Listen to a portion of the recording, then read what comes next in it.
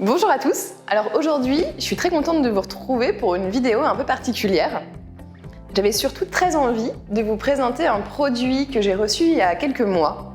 C'est quelque chose que j'avais pas l'habitude de travailler et c'est tous ces types de cacao. Moi j'avais l'habitude de travailler des cacaos assez classiques et je me penchais pas sur cet ingrédient qui a vraiment des diversités, des particularités très complexes.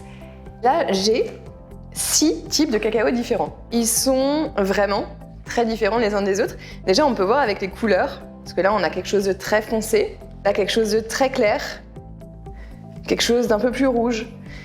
Et en fait, tout ça, ça a des pH différents, un pourcentage de matières grasses différentes aussi, qui viennent me donner plus de liberté dans les desserts. Si j'ai besoin d'avoir un peu plus de croustillant, je vais utiliser un certain type de cacao. Si j'ai besoin de fixer l'humidité, d'avoir quelque chose de bien moelleux, je vais utiliser un autre type de cacao. Et puis pour une ganache ou pour une couleur particulière, je vais pouvoir m'aider d'encore un autre. Donc j'ai 2 types vraiment de cacao. On a les cacaos qui sont naturels, comme le True Gold et le True Dark, et les cacaos qui sont alcalinisés, le Rich Terracotta, Terra Rossa, Crimson Red et le Carbon Black. La différence entre l'alcalinisé et le naturel, c'est le pH. On a un pH autour de 5,6 dans les cacaos qui sont naturels et on a un pH plus élevé dans les cacaos qui sont alcalinisés. Donc on est entre un pH de 7 et on peut aller jusqu'à un pH de 8,1 pour le Carbon Black. Alors le pH, c'est l'acidité. Donc plus le pH est faible, plus c'est acide. On aura alors des textures qui seront plus légères, mais du coup qui seront peut-être un peu plus sèches, ce qui peut être utile pour toutes les pâtes sablées.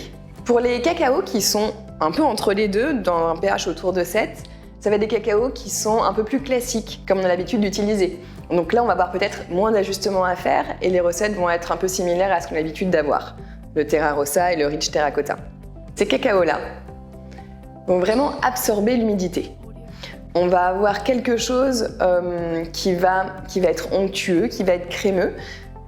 Le Crimson Red, je l'aime beaucoup par son côté lacté, qui va faire ressortir le lait. Et le Carbon Black a une particularité avec des notes bien épicées où ils ont tous les deux beaucoup de caractère.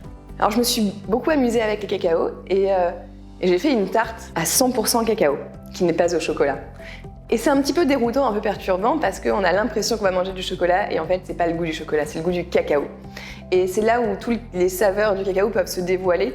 Je l'ai utilisé dans des sablés un peu plus secs, dans des biscuits moelleux. Donc dès qu'on passe sur du biscuit moelleux, le Crimson Red et le Carbon Black va donner un aspect très mouillé. Donc ça peut être une bonne chose si on a envie d'un biscuit moelleux presque imbibé, sans apporter d'eau. Et si on passe sur un True Dark ou un True Gold, on va avoir quelque chose de beaucoup plus sec, donc ça peut aussi être intéressant pour donner cette texture et cette mâche.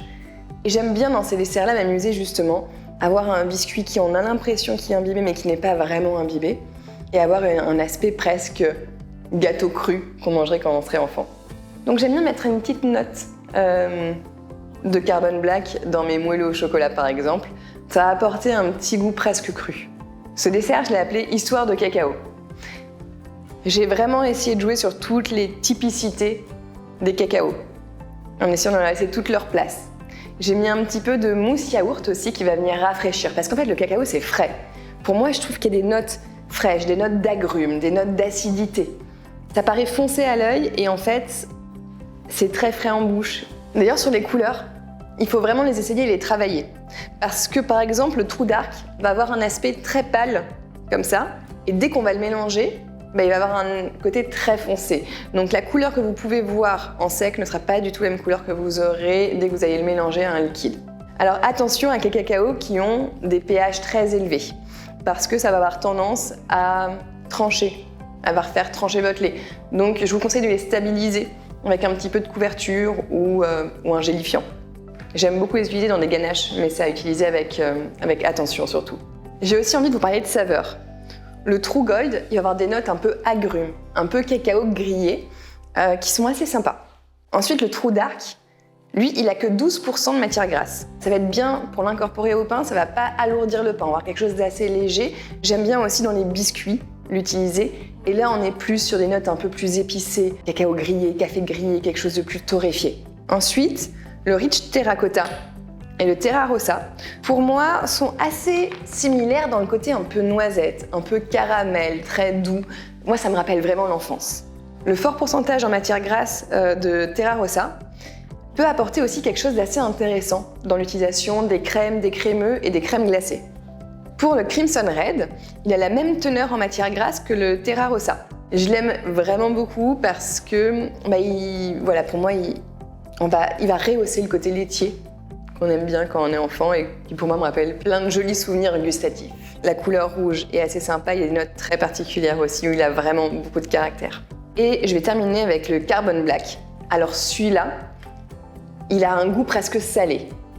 Jamais j'avais goûté un cacao avec ce goût-là. Il est extrêmement intéressant et il a un faible taux de matière grasse. Donc on va pouvoir aussi l'utiliser dans le pain. Je trouve que dans le pain, ça va donner vraiment un goût grillé, salé, épicé, qui est vraiment différent de ce qu'on a l'habitude de manger. Maintenant avec ça, il y a une multitude de choses à faire, c'est ça qui est incroyable. Ça fait déjà quelques mois que je travaille sur beaucoup d'essais de mes recettes, où je suis en train d'ajuster tel cacao avec telle recette. Et je découvre des choses vraiment fantastiques. Donc j'espère que mon retour d'expérience vous a plu et vous a intéressé.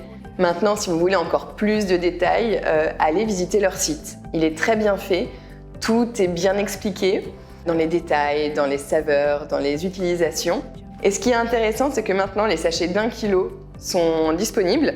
C'est adapté à notre utilisation. Pour ma part, cette vidéo est terminée. Maintenant, je vous souhaite à tous un super moment de pâtisserie. À bientôt!